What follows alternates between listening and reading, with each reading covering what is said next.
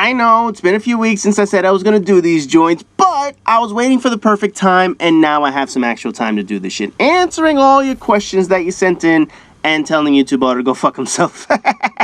So this time around, since I guess it was summertime, and I did the video with some Mass Effect Andromeda footage that nobody really gives a fuck about, nobody gave a fuck about the questions.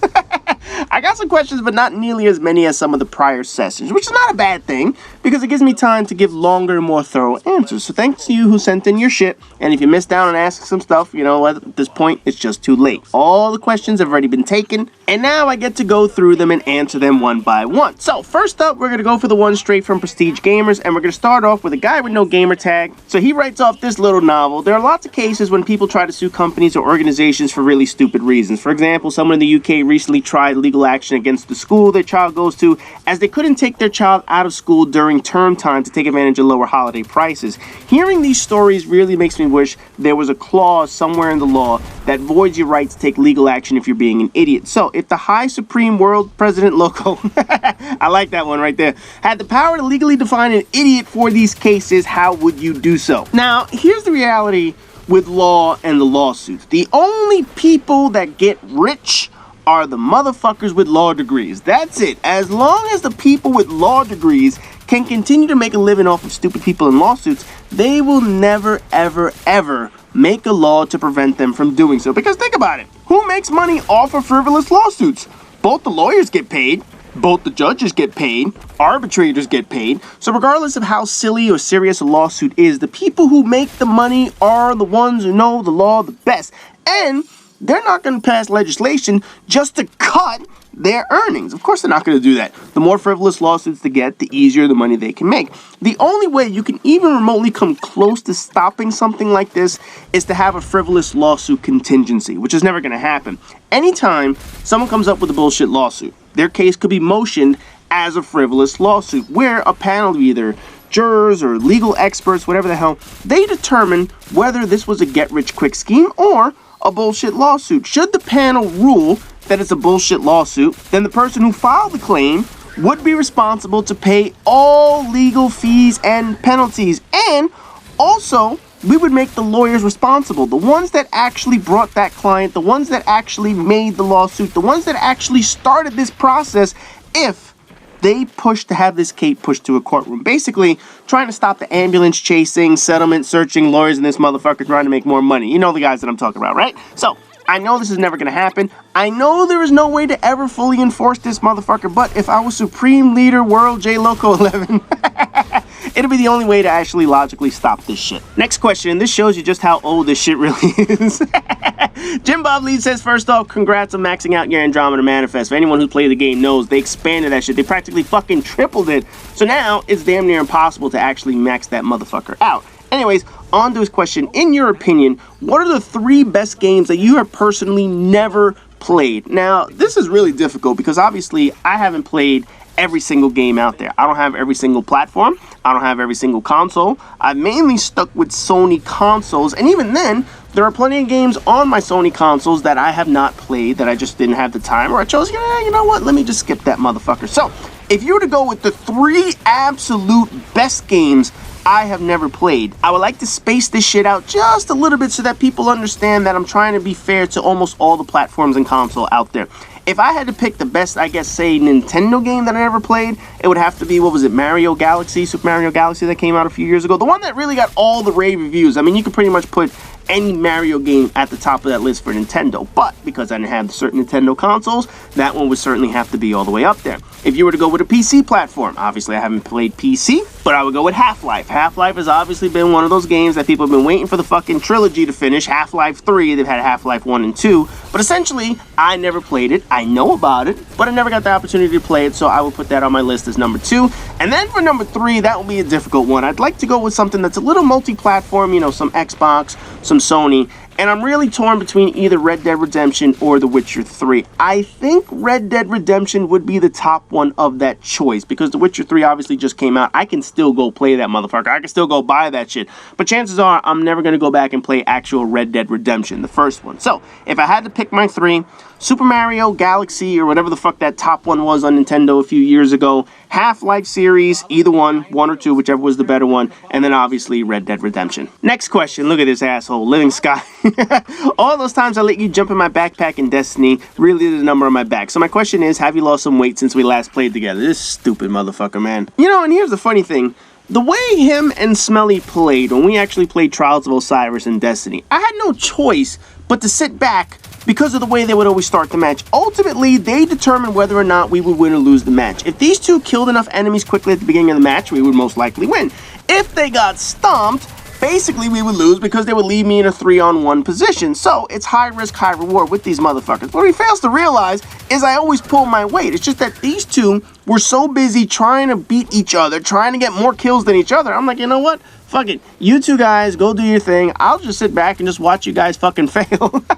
And when you do fail, I'm gonna blame you assholes. Most of the time, they actually came out on top, so I don't have to worry about that too much. But because their style is just to run in head first with no fucking strategy, basically, half the time they would do well, the other half they would get fucked up, and then they both sit there and say, oh, I backpacked your ass, man. These two little assholes. Next question, look at this motherfucker's name. Big Sweaty Butthole. You really wanted to name yourself that? Anyway, he writes this stupid-ass question. Would you rather be in a gay porno or have everyone you know think you were in a gay porno even though you were not? You know, this is such an easy one to answer. If people think you've done something, all you have to do is tell them, prove it. And seriously, if you can't prove something happened, then it certainly didn't happen until you can prove so. So this is an easy one, because if everyone wants to think, oh yeah, you did this, you did that, and you just have to say those two simple words, prove it, you can't prove it, that means you can't prove that it's true. So now, let's swing over to YouTube, and now we can start asking questions that people sent me over here. First question up comes from Solid Irons, and obviously he mentions that he's a fan of my videos, and of course I appreciate that. So on to his question. Have you ever had anyone, either in your personal life or someone in the comments, say that they look up to you and consider you a role model? If you do you consider yourself a good role model or a bad role model? Now, directly, I don't think there are too many people that are going to come up to you and just say, hey, you're my role model. You know, they might say that, or they think that I'm funny, or I'm smart, or that I'm a dick, but I can't think of any conversation where someone would just outright say, hey, you're my role model. You know what I'm talking about? That's just not a normal thing that comes up in a conversation. Now, do I think I'm a good role model? Well, it depends on the person. I personally, and this is just for me, this is not for anyone else. Personally, for me, I've never had any role models. If anything, my role model was to be different from every other single person out there. I don't want to follow in anyone's footsteps or anyone's other path, and I preferred to carve out my own personality traits, my own thoughts, my own style. But for other people, they look up to others for ideas on how to mold their lives, and that works for them. There's nothing wrong with that. I personally would hate to be someone's only role model, and think that if people do look to others to be inspired, they should have multiple role models, and it's just for a few traits only. If people wanted to view me as a role model, hopefully they'd be looking at me for either my humor, my wit, my intellect, or the fact that I'm someone that really doesn't follow a crowd. You know, I've carved out my own path in life, and if they looked up to me for that, then chances are they would realize they shouldn't be looking up to me in the first place. Because that's the opposite of being a fucking role model. Next question from Sarcastic AZN. If you could choose two major historical points in the history of the world to change, what would they be and why? See, I'm a firm believer in changing things or regretting things. It really does make you weaker. Because think about it for a second. Mistakes define us. Learning from your mistakes is what makes you stronger. And don't get me wrong, there have literally been trillions of mistakes in human history. Some mistakes have shaped humanity, while others have impacted the planet itself. So, if I had to choose for two, I will go for two big ones. Number one, without a doubt, would be the Council of Nicaea, all the way back in around the year 325 or so. Now, why is that so important? Well, it's basically when the meeting that happened to determine what Christianity was going to be. It determined the rules, the logic, the structure of the religion, which all sounds good on paper until you realize it was also a meeting that has shaped humanity's views on religion for the past 2,000 years. It gave rise to all these corrupt holy men to start crusades against other religions, other belief systems, and it wiped out anyone who didn't agree with their meaning. It gave rise to Aryanism, where white men were the only ones who could make decisions, and women, and slavery was a key part of their suppression. It damaged other historical cultures like the Greeks, the Egyptians, Old World Judaism, and countless other minor religions along the way. One misconception, though, that people have, and they got this from the book and the movie of the Da Vinci Code, was that's where the Bible was commissioned into Christianity canon. In other words, that's the meaning that determined which books and stories would be placed in the Bible. That is completely untrue. That didn't start until 6 years later.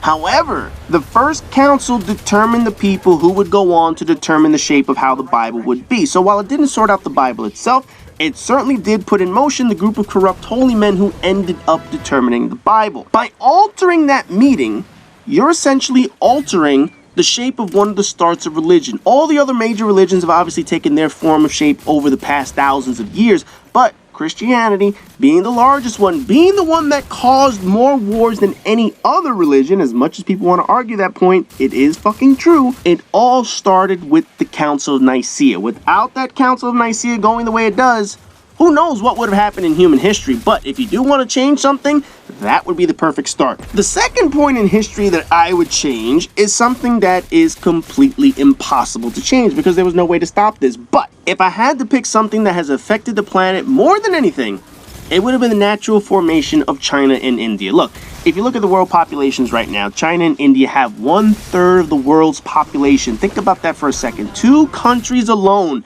have 35% of the world's population, and it takes the next 26 countries' populations just to equal those two. I've said this countless times, but the world is overpopulated and it only continues to grow. In fact, even the US being third on the list, we have 325 million people. We're fucking overpopulated. So how do you get two countries like that? How the fuck did that happen? Very simple.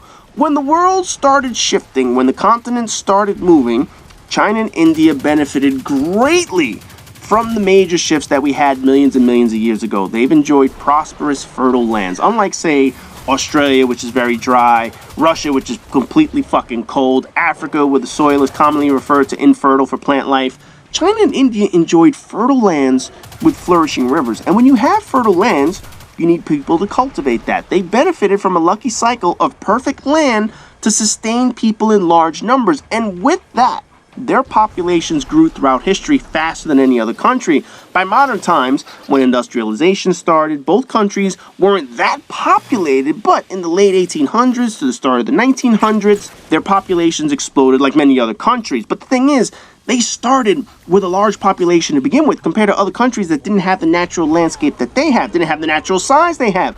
So, it was the first step in both of them amassing 1.3 billion people. Of course, along the way, countries have reasons as to why they're so overpopulated. But the first domino, the first part of that, started with the formation of their landscape. Without the fertility of their lands, neither country would have been able to sustain such large populations before all industrialization and shit like that. But essentially, their exponential growth, their overpopulation, their taxing on natural resources now, all started because of their natural formation millions of years ago. I can't change that. No way I can change that. I can't just go out in the ocean and say, hey, continents, stop moving. But if you wanted to pick two important points in history, those would be the two that I would actually pick. Next question from Derpish Child 1. If you had to choose only one racing game to get or pre-order, which game would it be? Gran Turismo Sport or Need for Speed Payback? See, I like both games, but I also have issues with both. I love the simulation of Gran Turismo, but I hate the fact that they've basically been the same fucking races for the past 20 fucking years. I don't mind that they have their own tracks, and that they keep the Autumn Ring, and the Forest Run, and the Mountain Trial, but the Cup races never fucking change. They always have the same fucking thing. The hatchback race, the Italian race, the French race, the pickup truck race. Oh, motherfucker, they brag about having all these hundreds of cars, yet you're racing fucking pickup trucks and goddamn Peugeots on the track. It drives me fucking nuts. Now, Need for Speed games, they go for the arcade version, which I enjoy. I love playing those. But when they add in those cheesy-ass storylines, they are always fucking terrible. However, if I only had to get one, I would get Gran Turismo Sport this year. I love me some Need for Speed, don't get me wrong, but I just can't deal with their stupid-ass stories. If they took away that stupid-ass story and it was basically just a racing game, then I would choose Need for Speed over Gran Turismo Sport. But until they get rid of that stupid-ass story, I would go with Gran Turismo Sport over Need for Speed. Next question from Tylericious. What are some of the movies you have seen in the theaters in the past year or so? Any really good ones like Wonder Woman or something? In the actual movie theater, it's mainly been the superhero movies. You know, like Guardians of the Galaxy 2, Wonder Woman, Spider-Man Homecoming. You know, there aren't too many movies that I feel like I need to see at theaters for like fucking $25 or $30 or whatever the fuck it is. So you know what? I'd rather just wait it out till they're like free on TV 2 years later. So eventually I'll see them on my normal TV, DVR them, and then eventually watch the motherfucker. But movies that were like, you know, X-Men Apocalypse, I didn't need to see that shit in theaters. I'll wait till it's on TV. There's some other major movies that were out. Again, I'm not going to spend all that money just to go to a theater or whatnot. I'd rather just wait till it's on my TV, and then I'll actually watch that shit. Next question from AVX Gamer. Which is the most corrupt sport? FIFA, boxing, Ultimate Fighting Championship, NFL, Olympics, or something else? Really? The most? That's like impossible to choose because they're all fucking horribly corrupt. I mean, just when you think one sport takes the cake in corruption, another one comes along and shows it's more corrupt than all of them. Boxing matches are a fucking joke with the judging and shit like that. I mean, just look at the goddamn Pacquiao fight where he beat that goddamn Australian's ass up, but because he was in whatever the fuck, he was in his hometown, they said, oh yeah, let's give it to this motherfucker. Soccer and FIFA refs are a fucking embarrassment. The bidding process for the World Cup alone is insanely corrupt. Roger Goodell, head of the NFL, Dana White, head of UFC, are gigantic pieces of shit that would be better off buried 6 feet underground, but what has to take the cake needs to be the Olympics. You know, FIFA's close, don't get me wrong, but the Olympics are a worldwide process that pretty much bankrupts all the fucking countries. Don't get me wrong, FIFA is worldwide, and they're certainly known to take bribes. However, the Olympics are a completely different animal. You know, they take bribes from basically any country that wants to take the Olympics. You know, it's governed by, obviously, the IOC, the International Olympic Committee. However, you look at all the countries that wanted the fucking Olympics in the past and what they're going through now. Brazil, China, Greece, Russia, Korea, all spending millions upon millions of dollars to get the games, only for most of that money to go into the pockets of the IOC officials. While the cities who wanted the Olympics in the first place, they're left paying the bills and they have all these structures that are fucking falling apart. You know, with FIFA and the World Cup, they make it known at least that they're going to take their bribes. But, you know, they don't ask countries to build a new soccer stadium just to hold the World Cup. They're fine staging the games in cities and in countries that already have the facilities there available to them. The IOC, though, they want brand new facilities for every sport. They require these countries to build these in order to obtain the bids. They require all this money to be kicked back to them. Cities are on the hook to pay that. Of course, the taxpayers are on the hook for that shit. And they rarely recoup the money they invest, only to watch these facilities fall into ruin after the games are gone. It's fucking pathetic. And that's how the IOC has operated for the 30 past fucking years with impunity, man. It's sickening. So if you had to look at all the corruption in all the other sports, yes, there is corruption in every other fucking sport. It doesn't top the Olympics. There is just nothing on the planet that tops the amount of money and bullshit that goes into staging the Olympics only for those officials to take the money and fucking run. Next question from FaZe Booce. Would you become a gigolo? Hell no. Hell fucking no, man. Because the reality is, the only women that need to pay a man for company or sex are women who are not good enough to catch and land a man in the first place. A good, fine-looking woman does not pay a gigolo for sex. There's just no fucking way for that. You know, other than maybe like a rich woman spending her husband's money because she's bored out of her fucking mind at home and shit like that. But you know, you're not gonna find Adriana Lima, Emily Ratajkowski, Charlotte McKinney type women as your clients. You're gonna find these 300-pound heffalumps or rednecks that sign up for that shit. No fucking way. Next question from someone who wanted to actually remain anonymous. What plans do you have for the man cave?